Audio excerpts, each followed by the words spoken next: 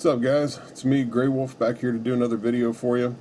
Today I've got to solder up a bunch of connectors and adapters, so I thought I'd take a few minutes to show you guys how I do it. Maybe you guys have your own way of soldering and it works for you. Great. But here's a couple of things that I've picked up along the way. Maybe it'll help you out. If so, then my job is done here. So without further ado, I'm going to switch to my head cam and get on with the soldering. Alright guys, the first thing I'm going to show you is how I solder Dean's connectors.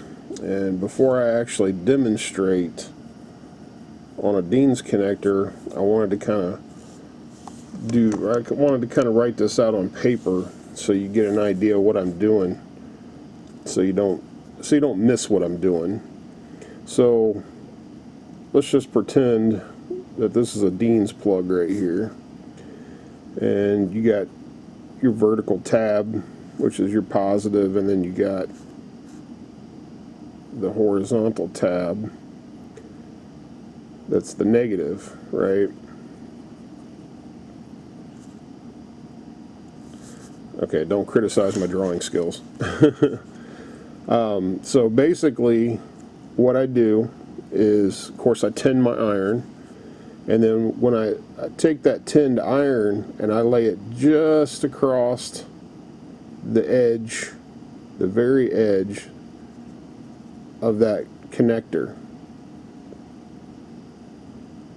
So this is my soldering iron tip. I lay it just across the edge of that connector, and then when I feed solder into it, I feed solder right into the end of the tip. Of course, it's a nice wide chisel tip that covers it, you know, that'll cover at least the majority of the area, if not all of the area. But I feed that solder right in up against the tip and the blade at the same time. Now what this will do is it will cause solder to automatically start pooling right at the end of your soldering iron tip. Let's see if I can zoom in. Oops. Almost don't knock the camera over. So imagine this is my solder coming in here, and I'm going to feed it right into the end of that soldering iron tip and the blade at the same time, and it'll start to pool. Now as soon as it starts to pool, it'll fill up the blade pretty quick, and it'll start getting bigger and bigger, and then when it gets about half coverage or so, then I lift the soldering iron tip off of the blade and continue to feed solder in until the entire blade is covered. Now if you lift the soldering iron tip up and you're feeding your solder onto it and it stops pooling, then literally all you have to do is touch the blade again for a split second. Everything will immediately pool again, and then you can finish filling in your solder. Now this whole process happens very quickly, and you really should be on and off of that connector in a matter of seconds. It really shouldn't take very long to do this at all. So I just kind of wanted to write that out on paper to make sure you guys catch what I'm doing here. So here's my Dean's connector.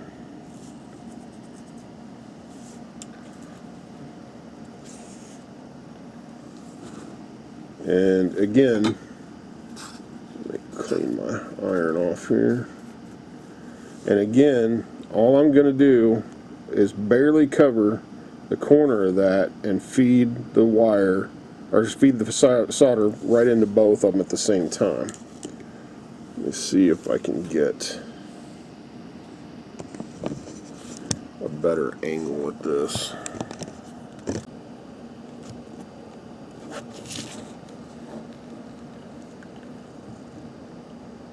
Okay, so you guys should be able to see what I'm doing here.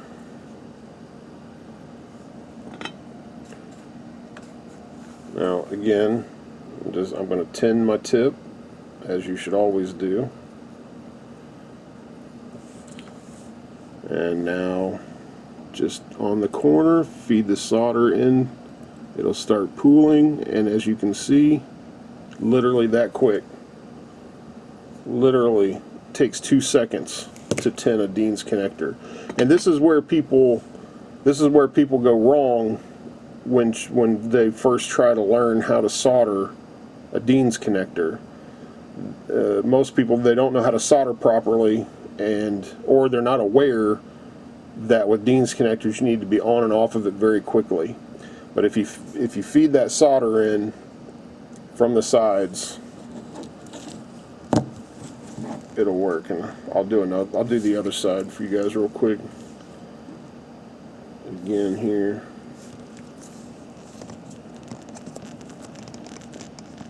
Adjust this camera a little bit.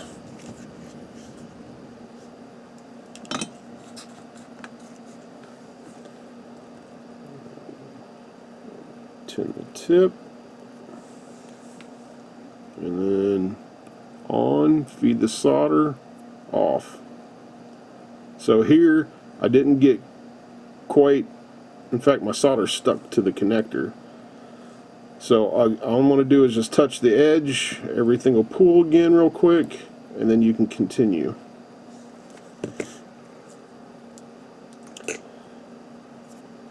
That one I left a little dimple in it. It's not a perfect solder bubble, but you get it's perfectly fine. And that's how you do the Dean's connectors. Okay, so now that we have our Dean's tip, or our Dean's connector tinned, I want to show you from the side what it looks like when I actually put the wire to it. So we've got the connector tinned, and we've got our wire tinned. So all we got to do, clean our iron, tin the iron, and then literally all we're going to do is lay the wire right on top of it, and we're just going to melt the two together. Once we see the solder on the connector and the wire pooled, then we will let off of it and let it cool. And it's literally just like tinning it. You literally don't want to be on it. Look, I can actually hold the wire right here because I had the heat on it for so little time. The wire barely. I mean, it's very warm. Don't get me wrong, because I'm this close to the connection. But it's just that's how little time it takes to actually do this stuff. And then, all right, tin the tip.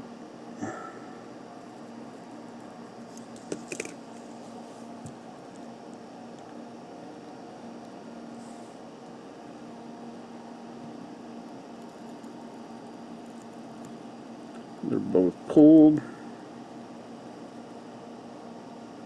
And that's it. Simple as that. Okay, so here is how I tin 12, 10, and 8 gauge wire. Pretty much your big stuff.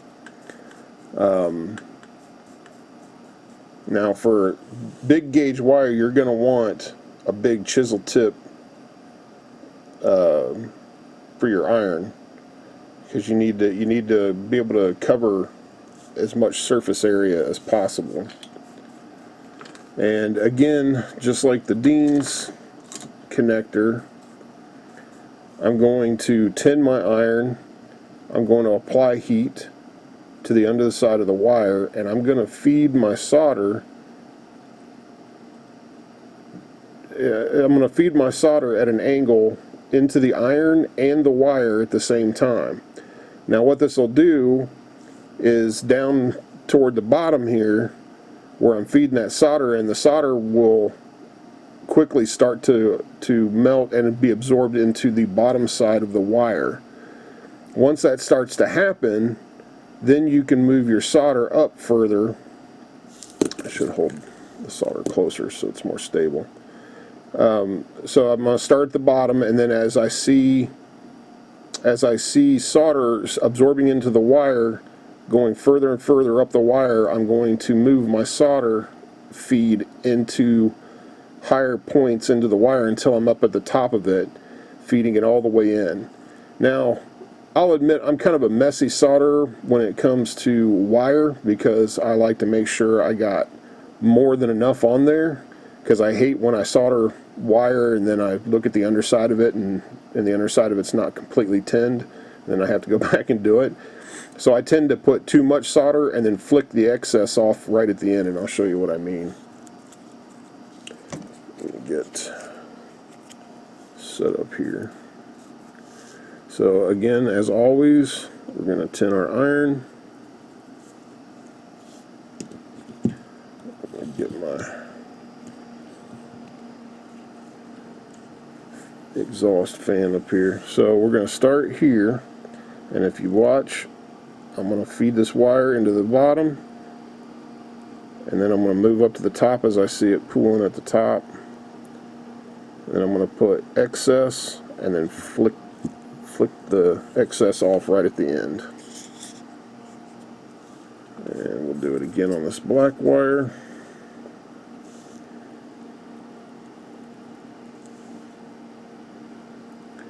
Feed the solder into the side, and then the top, until there's more than enough. Flick the excess off. Now if we look at the underside of these wires, if we take them out of there,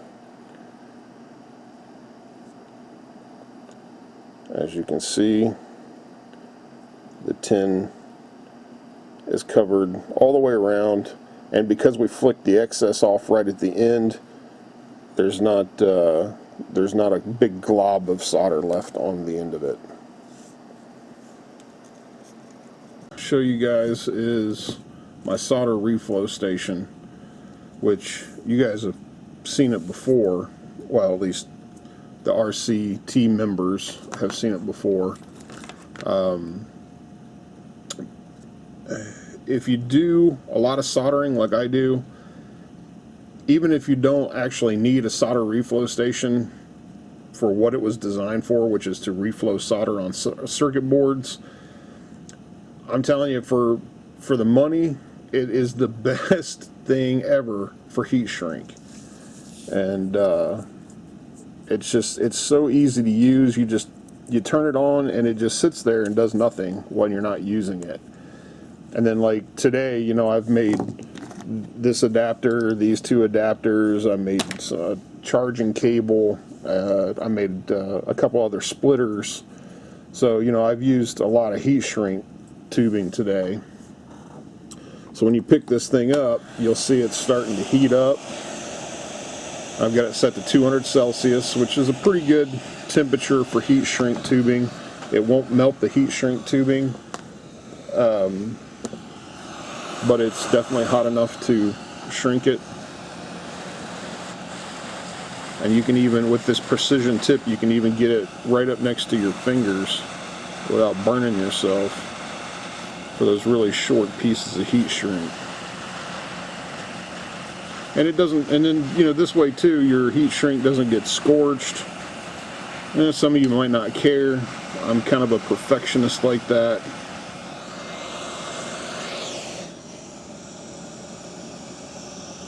And then my heat shrink's not scorched. And then when you set this back in the cradle, you'll see the temperature spins down very quickly. The number on the right is the fan speed. You can set the fan speed from 1 to 100%. The temperature, at least on this particular model, I can set from 100 to 500 degrees Celsius. But I just thought I'd show you guys that because it's really, really handy for for doing heat shrink on your various connectors.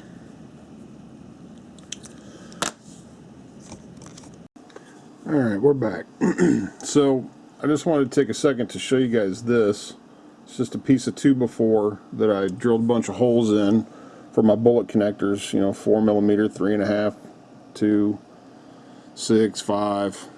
I need to redo this thing. It's all messed up and it's old and it's split in the middle and yada yada. Plus, I want to actually do one that has all the connectors in order from 2mm up to 8mm at the top, and every size in between.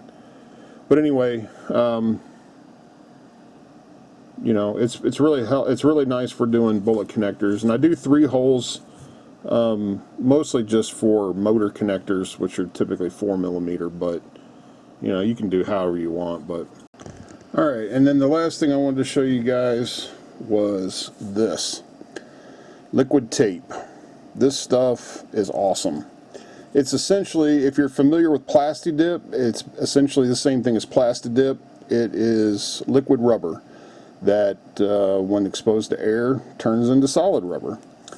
And basically what I use this for is, let's say I'm doing a connector like I was earlier with this Dean's, and I get the Dean's soldered on there, and then I realize, oh shit, I forgot the heat shrink.